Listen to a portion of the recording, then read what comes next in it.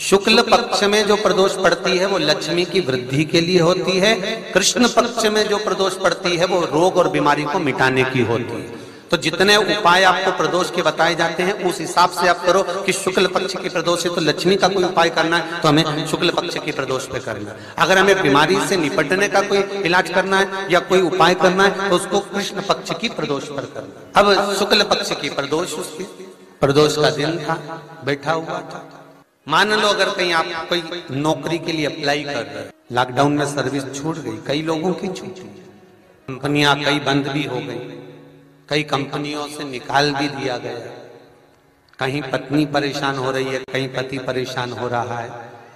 आप कहीं अप्लाई कर रहे हो तो जैसा माता उमा ने प्रदोष काल में, प्रदोष के समय पर, प्रदोष काल के अंतर्गत बेलपत्री का स्मरण किया है, वो बेलपत्र का स्मरण अगर संसार का मनुष्य कर लेता है तो महाराज ब्रह्मवृत्ता पुराण कहती है कि उस जीव का ऐसा कोई कार्य नहीं जो सफल नहीं होता। महाराज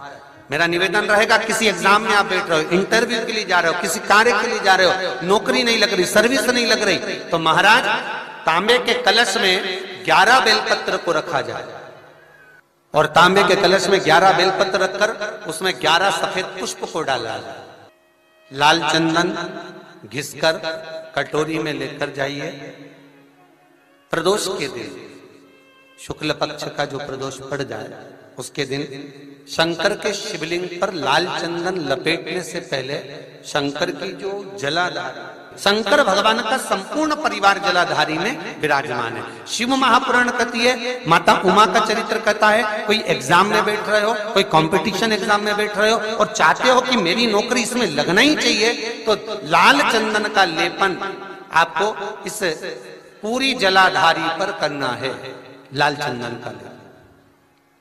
पूरी जलाधारी पर करना। और महाराज जी जिस कलश में आपने घर से 11 बेलपत्र और 11 सफेद पुष्प जल के अंदर डालकर लाए हो, उसको